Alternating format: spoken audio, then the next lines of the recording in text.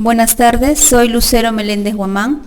Bueno, voy a decir las palabras del señor William Meléndez, que quiere dar el mensaje al pueblo. Somos el verdadero pueblo, somos la esencia de una gran nación. Si quieres entender cualquier cosa, observa su comienzo y su desarrollo. Líderes, despertemos nuestras mentes. No podemos ser tan indiferentes. Seamos todos una sola voz. Somos coherentes y ser coherente significa piensa, siente y actúa. No esperemos el cambio.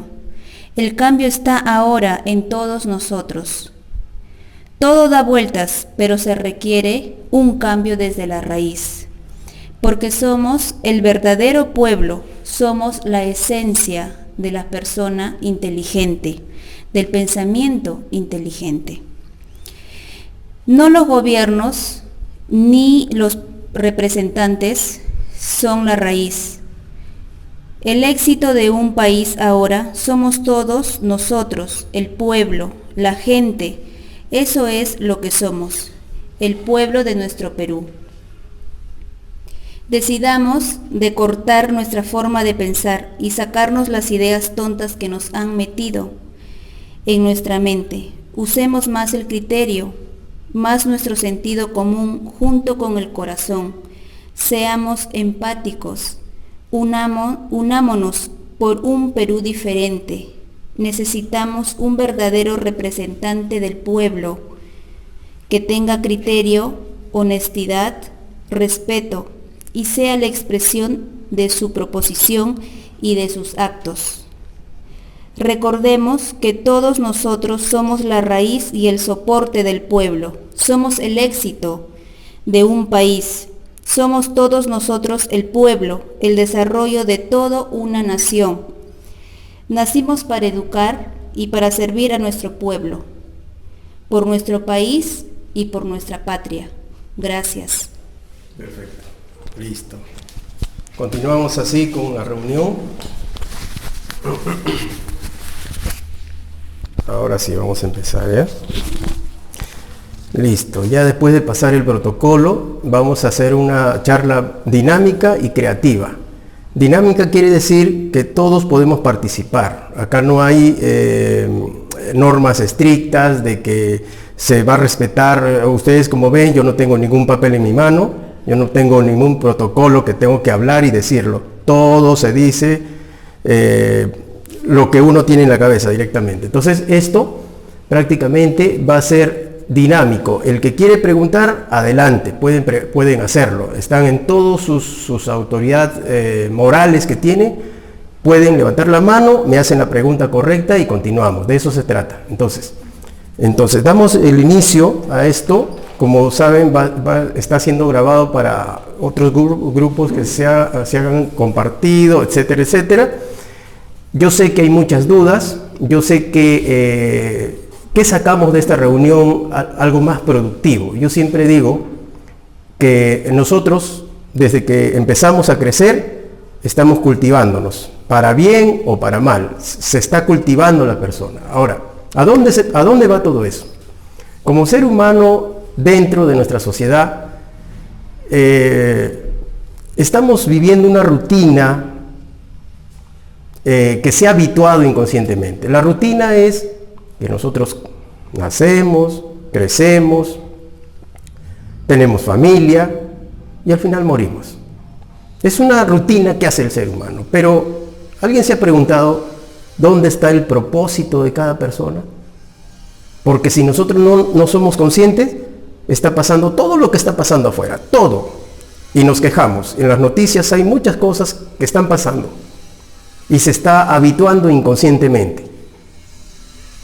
Mi persona ha sido testigo de que en noviembre llegué a un colegio donde encontré 4 niñas dando de lactar dentro del colegio. Y mi persona dice, ¿y yo qué hago frente a eso? ¿Por qué debo participar frente a eso? 14 años en un colegio dando de lactar.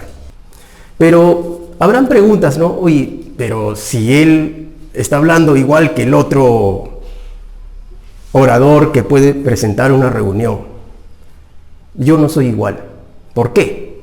¿Por qué? Porque a mí me pasó algo muy trascendental en mi vida. A raíz de eso, simplemente me mueve algo y eso se tiene que plasmar en forma formal para que la gente conozca. ¿Qué les parece si hago un llamado a todos los padres que tienen un hijo de 14 años, compartiendo una amistad, compartiendo ideas, sueños, anhelos con un hijo tan prometedor? 14 años, pero de repente se muere. Eso es lo que me pasó a mí. Eso es un hito en la historia de mi vida, hace 5 años, en la cual yo sentí morirme para no sentir ese dolor trascendental. Pero poco a poco la historia me fue formando, porque desde ahí partió mi historia y empecé a ser otra persona y empecé a estudiar cosas que me ayudaran a mí. Eso me cultivó, pero también mi combustible es, ¿qué hago yo frente a eso? ¿Por qué estoy aquí? Me empiezo a preguntar, como cualquiera se preguntaría, ¿por qué estás acá? ¿Tú por qué estás acá? ¿Cuál es tu compromiso? ¿Tú qué haces frente a esta realidad?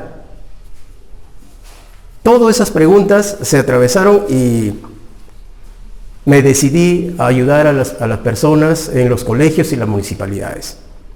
Pero como una locura, ¿por qué? Porque yo agarraba proyectos y me dirigía a las escuelas de forma de ad honorem, o sea, gratuita. Pero ¿qué me movía a mí? ¿Por qué había ese combustible de querer ayudar gratuitamente? ¿Quién me puede explicar? ¿Alguien puede hacer gratis algo? Pero yo empecé a hacerlo y empecé a presentar proyectos a las municipalidades. Hay muchas municipalidades que me recibían el proyecto 3, 4 veces en meses de partes y nunca me llamaban. Pero también cuando me necesitaban en alguna burocracia que ellos no podían enfrentar y me usaban a mí para poder yo ayudar a los colegios. Pero a mí me gustaba porque yo había perdido un gran hijo, pero eso era mi combustible. Poco a poco, metodologías como inteligencia emocional, biodescodificación, programación neurolingüística, fueron cambiando mi persona. Todas esas metodologías llevan a un solo ideal. Y ese ideal lo encontré, y ese ideal se llama el ideal estoico, de grandes personas mucho más antes de la era cristiana, de filósofos que compartían estos mismos principios, de por qué uno está en la tierra, para qué uno debe estar aquí, cuál es el compromiso de las personas. ¿Por qué hago estas preguntas? Porque cada uno debe ser consciente. ¿Para qué estoy acá? ¿Qué es lo que hago acá? Y ahí es donde empiezan todas las preguntas y se va acomodando. Y esto lleva a un formalismo que es Alianza de Coherencia del Perú con el ideal estoico. Una locura, pero es propio. Esto nace de abajo. Y es una locura, ¿por qué? ¿A quién se le ocurre poner un ideal que solamente fueron de grandes personajes de la historia? ¿Por qué? Porque nosotros compartimos esos principios, esos códigos éticos lo compartimos. ¿Cómo cuáles? Como la sabiduría, templanza, justicia y coraje. 4 códigos éticos que hay que pulirlo, hay que cultivarlo, y por eso estamos acá. ¿Qué me caracteriza a mí?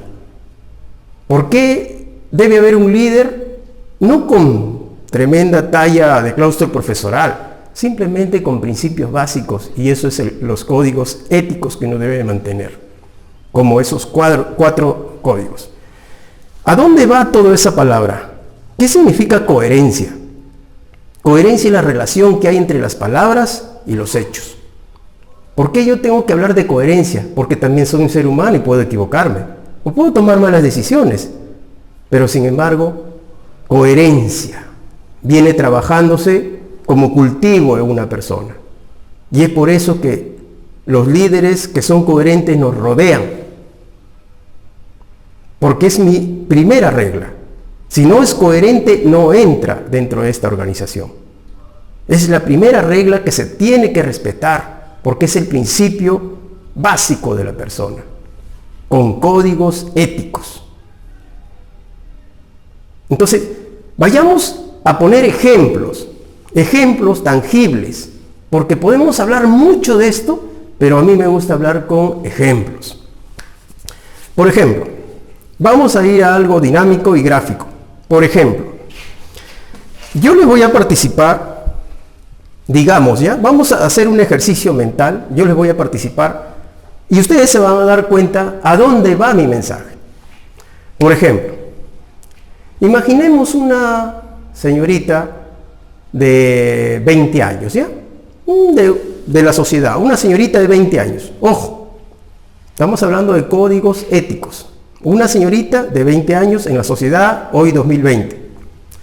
La señorita, por vacíos afectivos, llega a tener una relación y la señorita queda embarazada, ¿ya? Quedó embarazada por un sentimiento de amor, de ilusión, de lo que fuere. Quedó embarazada, ¿ya? Vamos a poner un gráfico, digamos, esta es la señorita, ¿ya? Quedó embarazada, ¿ya? Esta es la señorita, no sé mucho en dibujo, quedó embarazada, ¿ya? Esta es la barriguita. Entonces, la señorita tiene 20 años, pero la relación que ella tiene con un jovencito de 20 años o 22, ¿qué pasa con los códigos? Miren, la señorita se ilusionó, sintió una emoción de amor, emoción. El jovencito de 20 años no está preparado quizás, o de repente es un irresponsable y de repente viene de otro vacío afectivo y ella sufre una ruptura de relación. En su cabeza empieza a sentir dolor, traición. Ella siente en su cerebro dolor y traición. Ojo, pero no se está dando cuenta de que ella está transmitiendo al feto o al bebé inconscientemente un dolor o traición. El feto o el bebé está absorbiendo esa sensación de emoción. Ella sufrió una ruptura, ¿ya? Pero no se da cuenta que está sufriendo ella y está haciendo sufrir al feto. ¿Qué está creando? Cuando yo hago las preguntas, ustedes tienen que trabajar. ¿Qué está creando ella? No sabe, porque nadie le educó a ella que cuando se gesta un bebé, tiene que tener mucho cuidado. Porque eso no existe en el gobierno. En el mundo no existe eso. Cuando alguien concibe un bebé, ya debe tener una educación, esa madre gestante, ya deben haber centros de educación con metodologías. Pero este bebé está absorbiendo programas inconscientes para que cuando él nazca, inconscientemente ya está programado ese dolor y traición. ¿Qué hace? Digamos que es otra niña. ¿Qué hace esta niña cuando tiene 15 años? Ustedes han visto cuando hay personas que están, jovencitos, que algunos son alegres y otros son tristes. Algunos son tímidos, algunos son reprimidos. ¿Por qué? Porque esta es la trascendencia de la programación. De esto depende mucho el cultivo de la persona. Por eso hay inestabilidad en los colegios. Hay niñitos que están apagados, otros son felices. ¿Por qué? Porque aquí se está programando. Y esto se debe apoyar con metodologías para que no ocurra. Ahora, si esta niña vuelve a los 18, 20 años, otra vez va a estar programada, que no generalizo, a otra decepción. Y vuelve a tener otro hijo, ¿ya? Y este hijo puede ser hombre, ¿ya? Entonces, esto es un círculo vicioso que se está repitiendo hoy en la sociedad. está escrito dentro de la Biblia, está escrito dentro de libros, que la familia es lo que va a mantener a la humanidad. Este niño puede ser varón después de ese círculo, y este niño, esa traición y esa rebeldía, esa desilusión, él va a ser drogadicto. Él va a elegir, cuando los jovencitos tienen 15, 16 años, empiezan a decir, se preguntan a sí mismos y dicen, ¿dónde estará mi papá? Mi mamá ya está con otro hombre. Está metiendo eso en la cabeza. ¿Y qué hace ese joven? Dice, bueno, me voy a jugar pelota. Por ahí otro amigo que también viene de un círculo y empiezan a drogarse o se van a robar. Y existe. Y solamente estamos tocando un tema. Hay millones de temas. ¿Qué debe hacer la persona? El ser humano, ¿qué debe hacer? Yo digo, ¿qué debe hacer? Esto es lo que yo vengo inculcando desde hace 5 años, desde que me pasó esa historia degradante en mi vida, pero me sirvió. Esto es lo que yo vengo impregnando dentro de las escuelas, que se deben educar a los niños con metodologías. ¿Cómo? A pesar de lo que ha ocurrido, las metodologías podrían ayudarnos. Por ejemplo, yo les digo, repite conmigo, soy fuerte. Soy fuerte. No te escuché. Soy fuerte. No te escuché. Soy fuerte. Levanta la mano derecha, soy fuerte. Soy fuerte. No te escuché. ¿No? Soy fuerte. ¿Se dieron cuenta cómo está cambiando su estado de ánimo? Sí. Cambia el estado de ánimo. Eso se llama programación neurolingüística. Neurolingüística. Y eso es una metodología. Esa metodología debe estar dentro de las escuelas para evitar este círculo de paradigmas. ¿Se dan cuenta? Solamente un caso, un tema. Dibujemos a un gran profesional, no vamos a tocar nombres, pero está escrito en las noticias. Un presidente. ¿Quién llega a ser presidente? Alguien que ya, bueno, tuvo éxito, etcétera, etcétera, etcétera, una trascendencia correcta. Un presidente. Escuchen. Un presidente está acá. Estamos agarrando solamente una niña de la sociedad. Ahora vamos a agarrar un presidente. Ojo, miren. Presidente y su esposa. ¿Ya? Estamos agarrando otro sistema de la sociedad. Llegaron a participar dentro de la sociedad y llegaron a un cargo público. ¿Ya? ¿Qué resulta? El presidente, pues, llegan a tener esa experiencia con su esposa. ¿Ya? Vamos a ponerle acá un poquito de peluca para diferenciar. Por tener el cargo, y eso ocurre en las mesas municipales, en las mesas regionales, presidenciales. ¿Qué hace un inversionista que quiere que le abran las puertas frente a un proyecto? Va al presidente, yo no quiero decir nombres, pero eso está en las noticias, y en la mesa le dice, ¿saben qué? Apruébame este proyecto, dame esta licitación y te doy 1 millón de soles. ¿Ya? 1 millón de soles. El presidente, con tanto claustro profesoral que podría tener, mira el dinero y dice, ¡wow! ¿Quién no se ilusiona cuando ve un dinero? ¡Wow! Y la esposa se miran juntos y dicen, ¡wow! Son 1 millón de soles por solamente darle la viabilidad del proyecto. Bueno, pues, para eso soy presidente, ¿no? Voy a firmar y la plata facilito llega. Y ¡fum! Firman el contrato. Aprobaron un proyecto. Ustedes saben que todo en esta vida se sabe. Todo se llega a la luz, ¿sí o no? Todo. No hay nada que se nos pueda escapar. Llega tarde, pero llega. Pasa el tiempo y resulta que se llega a saber este tema. Se esclarece que acá hubo un arreglo.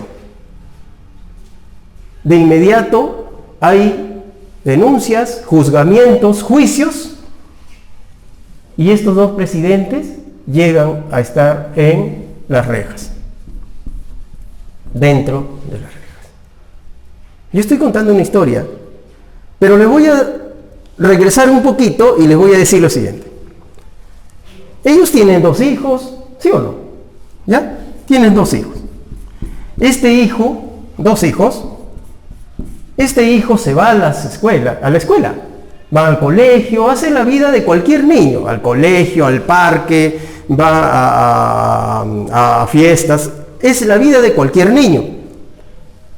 Realmente cuando los padres llegan detrás de las rejas, ¿qué pasaría con estos 2 niños? Por supuesto, hay que ponernos un momentito en el cerebro de estos niños. Los niños, uno, se avergüenzan. Pero ¿qué pasaría con su entorno de estos 2 niños? En la escuela, le sacan de la escuela. En la sociedad, en el parque, en cualquier lugar, estos 2 niños ya se perjudicaron su futuro. Eso ya se perjudicaron en su futuro. La pregunta del millón es lo siguiente. Ellos, en su mente, en su cerebro, antes de agarrar este dinero, ¿pensaron en sus hijos? No pensaron en sus hijos. Realmente no pensaron. ¿Por qué no pensaron? ¿Por qué no pensaron? Eso es un ejemplo. ¿Por qué no pensaron? ¿Por qué? Yo hago lo siguiente.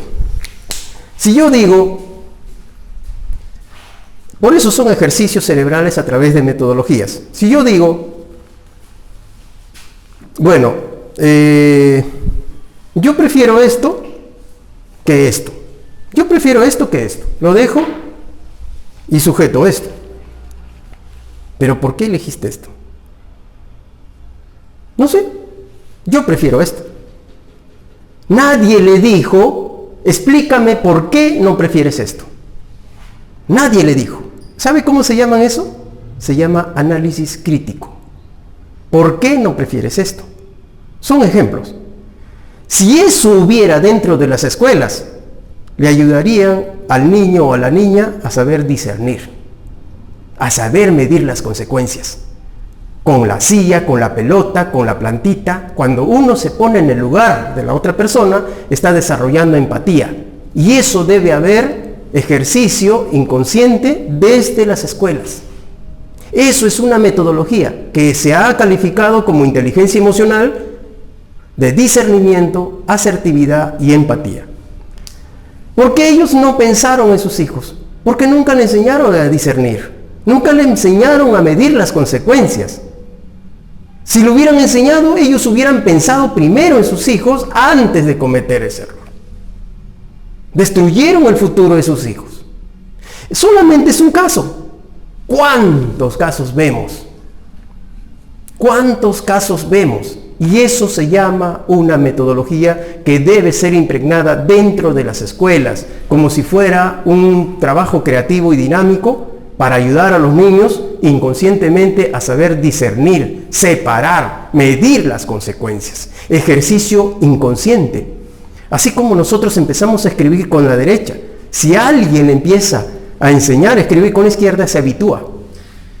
Porque son ejercicios inconscientes que quedan pegados como códigos.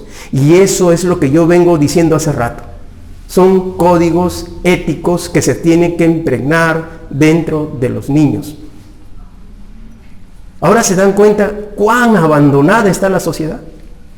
¿Cuán abandonada está la sociedad? Es necesario prometer, yo voy a hacer esto, yo voy a hacer... ¿Y creen o no? Nadie cree eso. ¿Por qué? Porque este es el problema. El gran problema de la sociedad es que no se le enseña a los niños las metodologías. Eso es muy importante. Entonces, ¿qué les parece a ustedes? ¿Hay alguna pregunta? Y podemos tocar otra metodología y otra metodología que tiene que ser pegado dentro de la educación. Y para eso se llama reforma educativa, una revolución educativa o un cambio de sistema educativo nuevo. Porque todo lo que nos enseñan en las escuelas, ¿sabes cuál es? Dicen, este es el protocolo de las escuelas. 1. Pepito, Tú eres el mejor alumno, le dice la maestra. Miren, y al lado está Jaimito. ¿Y Jaimito cómo se siente? Claro, ¿por qué? Se siente mal. ¿Y eso cómo se llama? Represión. Lo están reprimiendo. Si la profesora tuviera educación con metodologías, sabría educar a los niños a todos por igual. Si los padres sabrían estas metodologías, no sembrarían represiones a los niños. Entonces, ¿qué se está haciendo ahora en la escuela? Se está reprimiendo, se está haciendo competitivo. Lo aplauden al que sabe más. Lo aplauden al que sabe más, pero no se dan cuenta que le están creando una diferencia y competitividad. Desde niño, tú tienes que ser bueno, tú tienes que ser... Pero ¿y por qué no le dicen ayuda a tu compañero? Invita a tu manzana, colaboremos en equipo, hagamos dinámica todos juntos. No, lo aplauden al que empieza a ser el mejor. ¿Dónde está esa educación con metodologías? Yo he atendido muchos casos en los colegios de los niños cuando llegaban tarde a los 8 años de edad y le hacían formar a los niños de 8 años de edad afuera del colegio, solamente por llegar tarde. No han sido malcriados, desobedientes, no, por llegar tarde. Yo les pregunto a ustedes, ¿quién tiene la responsabilidad para que lleguen temprano? ¿Son ellos mismos? ¿Quién? Los padres. Pero sin embargo a los niños le hacían formar afuera 8 añitos de miedo. ¿Cómo se llama eso? Represión. Ellos estaban siendo adiestrados con represión, pero los directores decían castigados. Lo estaban reprimiendo.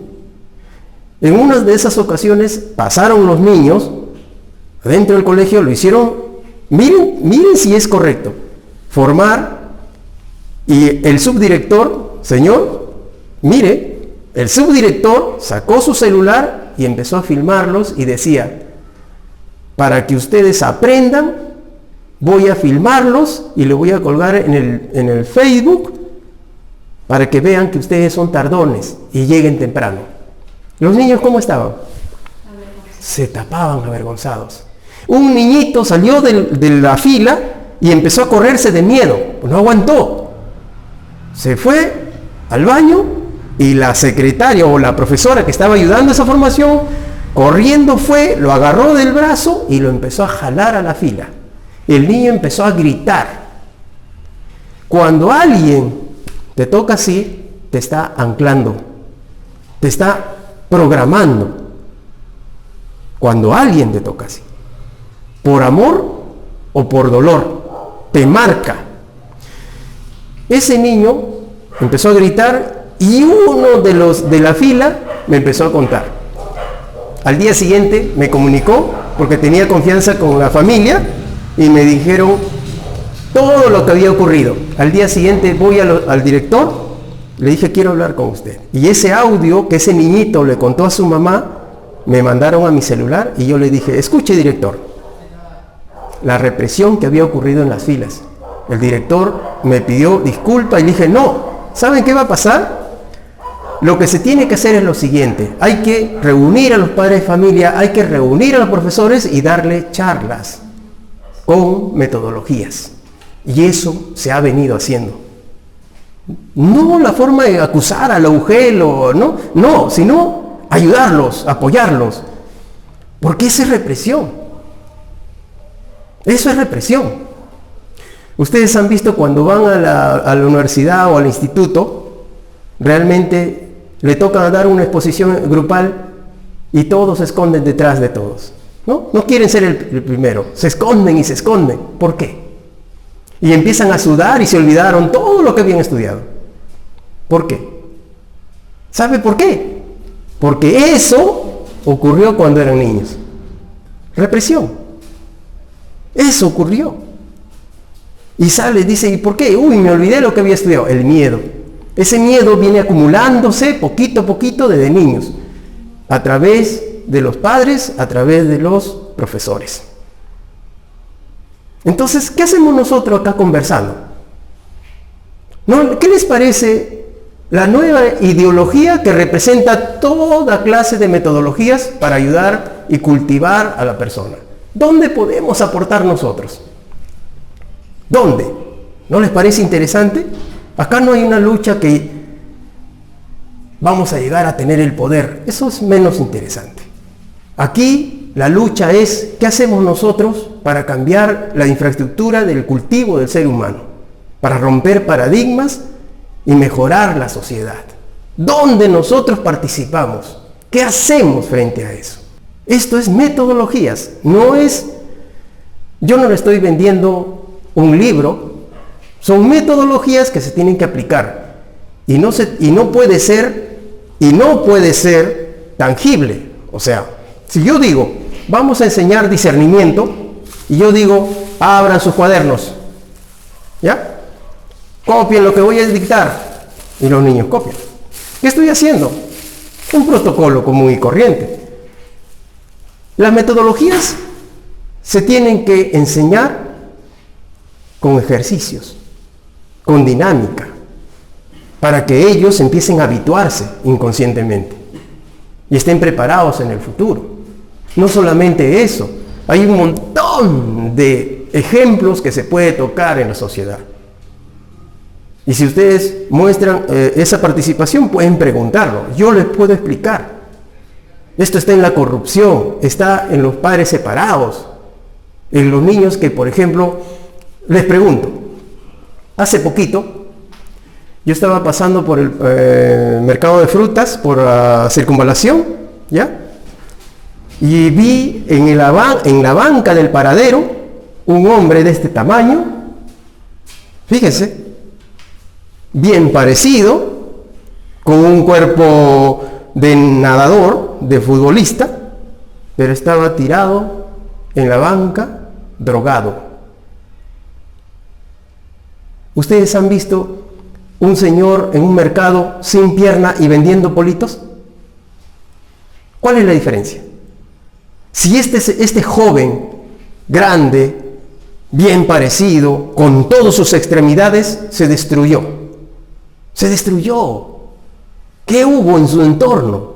¿Y por qué el señor que perdió una pierna o un brazo sigue adelante y es optimista? ¿Cuál es la diferencia? Programación.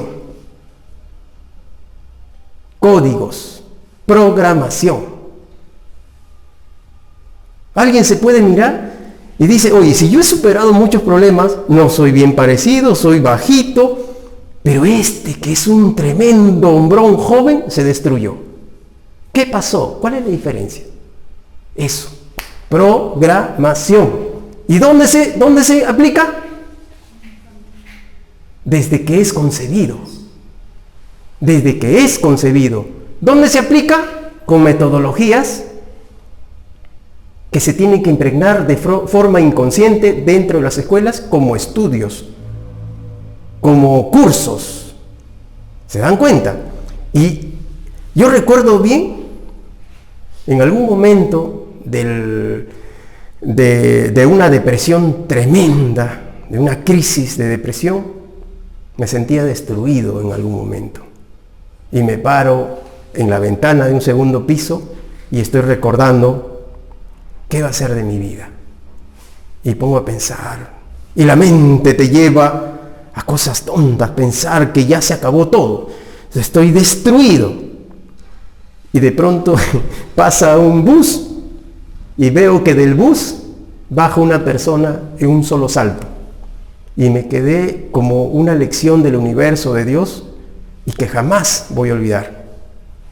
Esa persona saltó del bus, no tenía muletas, no tenía bastón, tenía increíblemente un solo pie y un solo brazo. Eso solamente Dios lo sabe.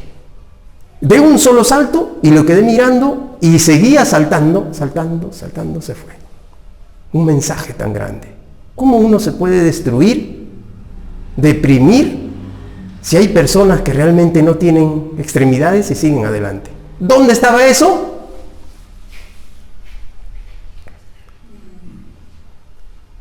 Si nosotros hablamos solamente de esto, podemos agarrar cualquier ejemplo de las niñas, de las adolescentes, de los jovencitos, del optimismo, de la represión, de la corrupción. Todos los ejemplos desembocan en una base, y la base es eso. Estoy tratando de explicar que todas estas metodologías están dentro de esa ideología estoica. Dentro de esa ideología están todas estas metodologías. Pero ¿por qué aplicamos todo esto? Es que no queremos vender imagen, queremos vender resultados. Y los resultados es, nosotros, ¿qué hacemos para contribuir? Por ejemplo, yo ahorita le estoy educando a ustedes, y ustedes ya están preparados para contarle eso al vecino o a la vecina. ¿Por qué sucede eso? No le reprimas a tu hijo. No le crees vacíos afectivos, porque va a pasar esto, inconscientemente va a pasar eso. Entonces son transmisores. Y yo les explico a ustedes y vamos a seguir explicándole para que haya más profesores de estas metodologías. ¿No les parece interesante? Es muy interesante y eso podemos seguir estudiándolo. Y para eso se ha creado la Escuela de Líderes con la ideología estoica. Y no es un juego ni una locura, es decir, basta ya a todo lo que nos ha venido metiendo en la cabeza la prensa, la sociedad, para beneficios propios, sin ayudar al ciudadano. ¿Qué les parece? Y les desafío a ustedes para que sean también transmisores de estas metodologías. Preguntarse a sí mismos y empezar a educar. Y así podemos ser más líderes, no líderes porque el nombre líder dice, no, pero yo no soy líder, no, es mentira, todos son líderes. Cuando uno le dice a su hijito, de 4 años, repite conmigo, ¿se acuerda como dije ahorita? Repite conmigo, ¿qué mamá? Di, yo soy líder, yo soy líder. ¿Y qué se está haciendo? Se está programando, pero líder para bien. Hijo, esto se hace, hijo, esto no se hace.